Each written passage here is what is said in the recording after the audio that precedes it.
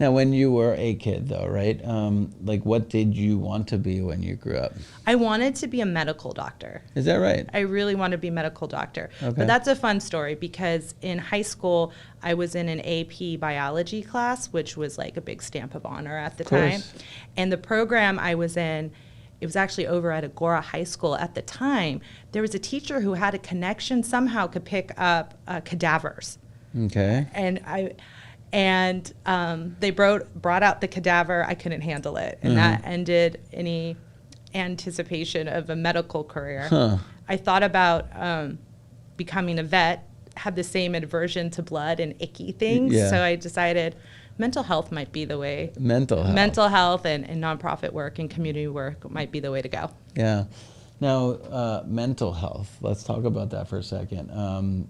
Like, does the school system really teach us about mental health? Oh, Jason, you want me to go into how I feel about the school system? Yeah. Well, you know what? Because I think let's buckle up, Buttercup. Yeah. Yeah, that's just, you know what I mean? Like, we teach everything else. Like, it's like in some cases it's an antiquated, school system. We're learning things that, we're learning how to learn, right? And not so much what to learn, but I think mental health is where we really fall down. And I want your thoughts on that. 1,000,000%. Mm-hmm. We don't.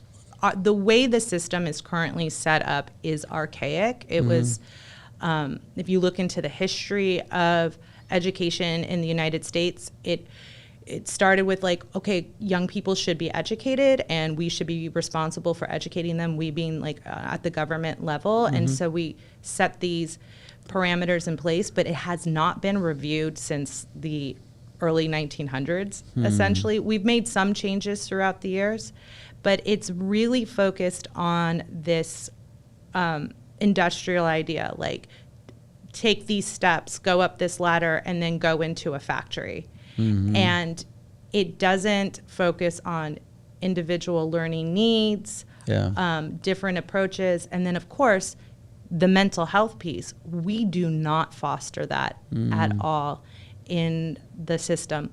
There are changes now where more affluent schools are looking at what they're calling the whole child approach, where they're starting to bring counselors in, but those tend to be in more, again, affluent communities that have the resources to do that. That's not the standard model. Yeah. And if you look at the development of young people, that social emotional piece, they're not learning that. They're being asked to learn their times tables, but they're not learning how to process their emotions, or how do I deal when I'm angry with my friend, or I'm in kindergarten and I feel like throwing the block. Yeah. What is the feeling that I'm feeling? Oh, that's called anger. Yeah. Okay, what does anger feel like? What does it taste like? Now what do I do with that anger? Do I throw? I still have that energy, but you're telling me not to throw the block, but I still feel very angry. Like, are we taking the time to, all right, let's be teachers and model how we process anger? How many adults do you know who may have like an anger problem or a depression problem or an anxiety problem? Because we haven't learned how to deal with it, process it, put it someplace. No, I see it. It's everywhere. I mean, you look around LA, right? I mean, like, it's pretty obvious, right? A lot of mental health issues leading up to why we have so many homeless people. 100%. Right? Now, don't get me wrong, there's also vices and things like that, but that also leads into the mental health that probably could have been cured at an earlier age, and we wouldn't have had situations that we have now. Definitely. Right? You're alluding to like addiction, a lot of that is self-medicating. It's, I'm having this experience. So we haven't identified particular disorders or disabilities or quirks, like just little parts of our personality as children. And so we haven't learned how to cope with them as adults. And then, because parents were never taught that way either, right? Right. Now you have parents that aren't really educated and trained into coaching their own children with how to deal with those same issues that they faced when they were children, right? I agree with that. Yeah. I definitely agree with that. And then there's such a stigma to it, oh, my child has ADD, or my child is experiencing depression, or my child has a learning disability, or my child's bipolar. It's such a stigma. It is. Especially in a town like Los Angeles. It's like everybody's like, oh, my kid is so. You label. We easily label people, yeah. right? Yeah, quickly label people, Yes. right? Yes. And then from there, then in your mind as the individual that's been labeled, right?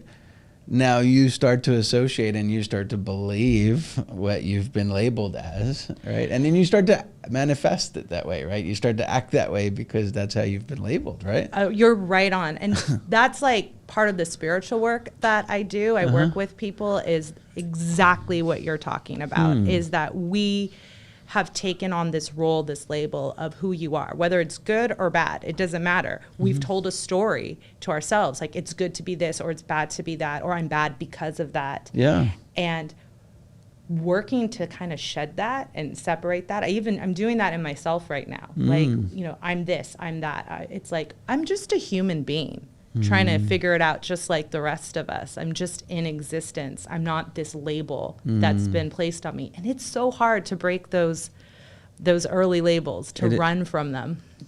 And the secret, right, because one of the things that I feel is you start to lack confidence, right? Because you've been labeled and you started to think, oh, I'm different, right, or whatever else. We're talking about medication, like sometimes you get medicated, whatever, but now you lack the confidence to really like succeed in life, right? Yes. And it's all because of this imaginary world that in some cases we all believe and start to live in, right? I call that the committee. The committee. The voices in your head, the metaphorical voices in your head telling you, that this could be a teacher, this could be a former partner, this could be your parents, this could be your friend next door. Yeah. And those are those voices that we continue to carry with us in our head. And they're the ones who are telling you, you shouldn't, you can't, why are you, you're not good enough, don't try to do this. Yeah. And so I try to fire my committee on a regular basis. I like that. It's a committee, huh?